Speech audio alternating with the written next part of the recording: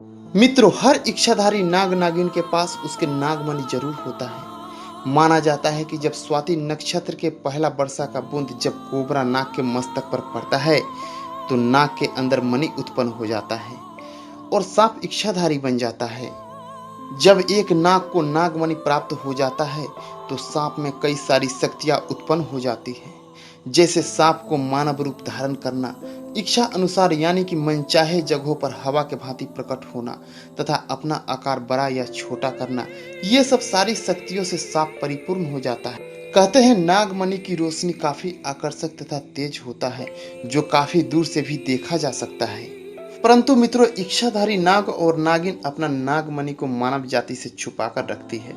फिर भी यदि कोई व्यक्ति नाग से नागमणि को छीन ले तो नागिन का गुस्सा सातवें आसमान पर रहता है। ऐसे ही एक सच्ची घटना बिहार के राजधानी पटना से लगभग 170 किलोमीटर दूर मधुबनी जिला के रहिका क्षेत्र के ग्रामीण इलाका में हुआ, जो आज हम इस वीडियो के माध्यम से आपको बता रहे हैं।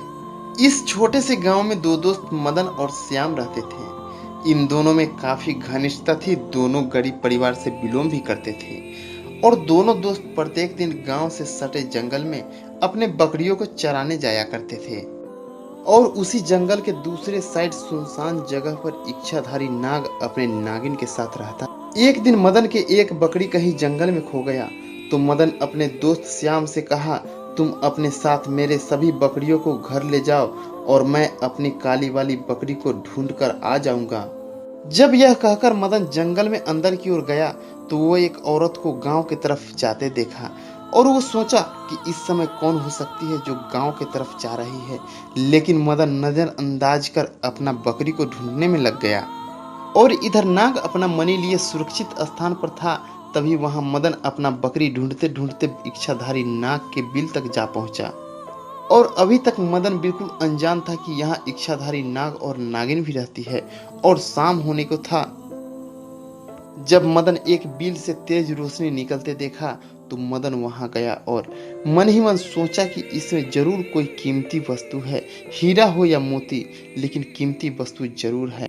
और वो बिल को डंडे के सहारे जोर जोर से मारकर तोड़ने लगा। बिल को तोड़ने के क्रम में मदन डंडा अंधाधुंध चला रहा था, इसलिए दो चार डंडा बिल के अंदर बैठे इच्छाधारी नाग को भी लगा और नाग वहीं पर दम तोड़ दिया। जब बिल टूट गया तो मदन देखा वहां पर एक सांप मारा पड़ा है, तो ये रोशनी कहां से आ रहा था। मदन ये सोचने पर मजबूर हो गया। तब उसे अपने माता पिता तथा और व्यक्ति से सुनी सुनाई कहानी नागमणि के बारे में याद आया और वो लकड़ी के सहारे सांप को बाहर निकाला तो देखा कि सांप के जबड़ा में नागमणि था। जो सांप निगलने ही वाला था, लेकिन डंडे के ताबड़तोड़ चोट की वजह से सांप निगल नहीं पाया और दम तोड़ दिया।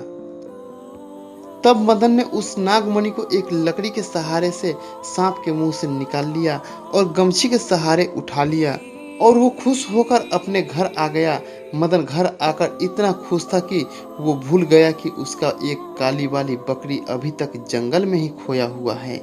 मदन सुनी सुनाई कहानी के अनुसार समझ गया कि दुनिया के सबसे ताकतवर और इच्छा को प्रकट करने वाला नागमणि आज हमारे पास है। ये सोचते हुए मदन नागमणि को हाथ में लिया और अपना इच्छा को प्रकट किया कि मेरी खोई हुई बकरी मेरे पास आ जाए। बस कुछ ही पल में मदन के बकरी उसके पास आ गया और मदन ये भूल गया कि सांप मरने के बाद भी मारने वालों का तस्वीर अपने आंखों में कैद कर लेता है।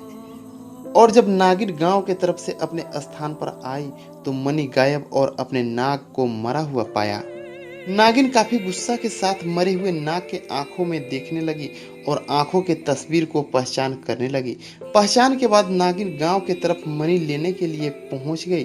तब तक काफी देर हो चुका था और मदन अपना इच्छा प्रकट कर लगभग गांव के सभी अमीर व्यक्तियों की तरह वो भी अमीर बन चुका था और मणि को लॉकेट में सजाकर अपने गले में धारण कर लिया था। इसलिए जब नागिन अपना नाग के मौत के बदला तथा नागमणि वापस लेने के लिए आई तो नागमणि मदन के गले में देखकर वो कुछ नहीं कर पाई, क्योंकि नागमणि जब तक मदन के पास है तब तक नागिन मदन को कुछ नहीं बिगाड़ सकती थी।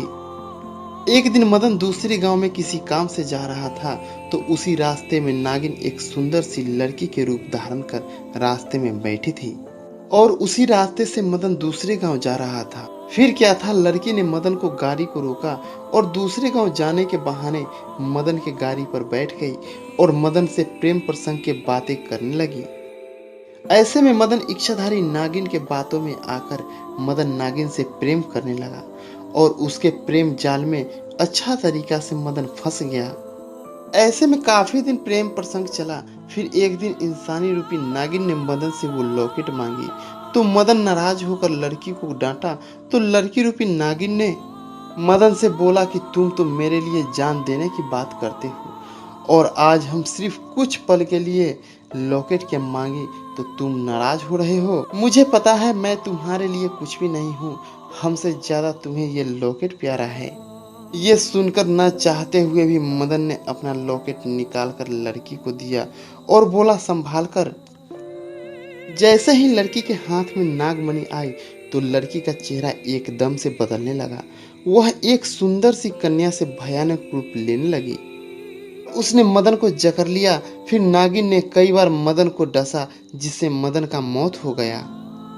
मदन के मौत के साथ ही नागिन का नाग मौत का बदला पूरा हुआ और नागिन अपना नागमणि लेकर जंगल में लौट गई।